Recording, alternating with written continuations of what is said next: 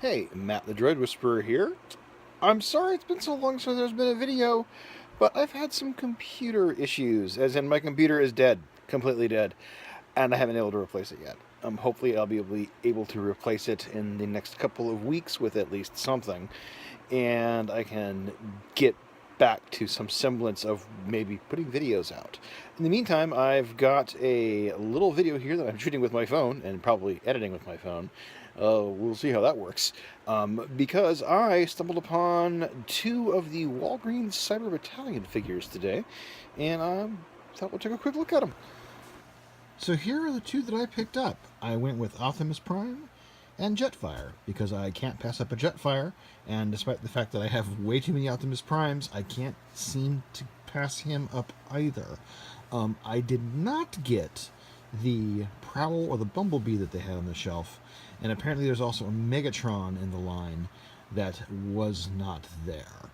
I would have gotten probably Megatron and Jetfire if he had been. I really do like these. They are pretty good size. Here is a standard Star Wars action figure for the vintage line for size comparison. So as you can see, they're pretty good sized. They are bigger than your average deluxe, and well, much bigger than your average deluxe, and they are pretty much Voyager sized. They retail for about the same as a deluxe. We're giving up some articulation for the size. There's no knee joints on these, but they have decent universal thigh joints.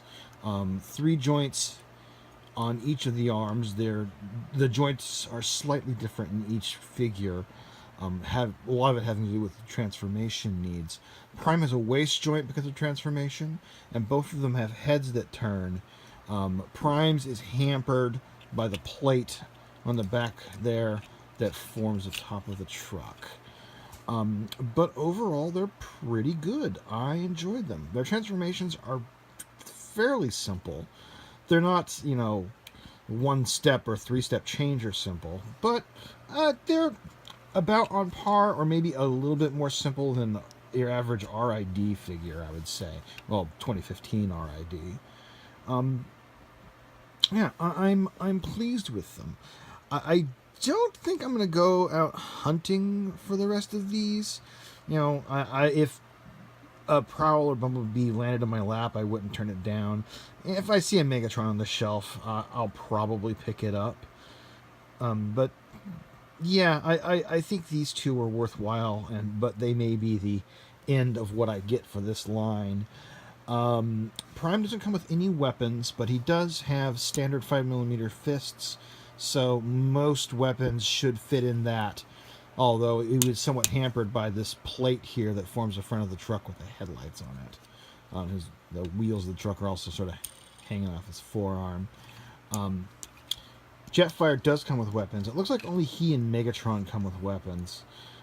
They're pretty standard pair of blasters. They can connect into ports up here and either be on his shoulders, Seeker style, or they can also connect there, or on ports on the back of the wings here. It's kind of hard to see that washed out in the light. To be under the wings or for storage when he's in robot mode.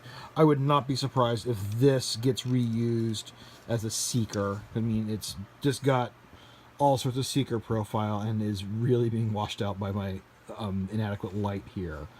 But it's got the shoulder bits and the front cockpit on the chest, and the way the legs are all patterned out, and the way these guns can mount on things. Would be really surprised if we didn't get Seekers out of this, and if that is the case, I will absolutely buy the Thundercracker version of it. Transformation is pretty simple. We'll see how well I can do it one-handed because I need to hold the camera. So you Prime, you just flip down his head, you spin around his waist, and only trick to him is you have to push his legs down to form the back of the truck before you start messing with the arms to put them in place, because it'll parts of the waist will block the arms if they haven't moved. There's little tabs in there to hold everything nice and securely in place. Like I said, this pops together in the back and you make sure everything's all straightened out. Yeah. See, Prime's pretty basic. I mean, it's essentially the standard Prime transformation formula that, you know, I should hope they've gotten it right after all these years. I mean, it's essentially the same transformation that we have over and over and over again. And that's fine because it works. And then Jetfire is... Actually, this is very similar to the leader class Jetfire transformation that we got a couple years ago. It's a simplified version of that. Just flip that down, flip up his fins, pull out the wings, flip this plate down into place and snap it, flip the cockpit up, oops, and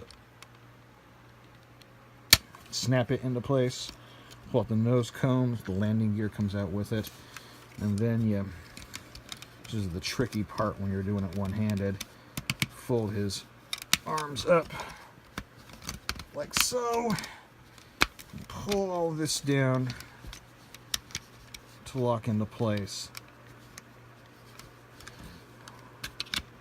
off to the side. So he's got a little bit of arm showing there, but that's really common on jets anyhow. And then these will attach in a couple different places.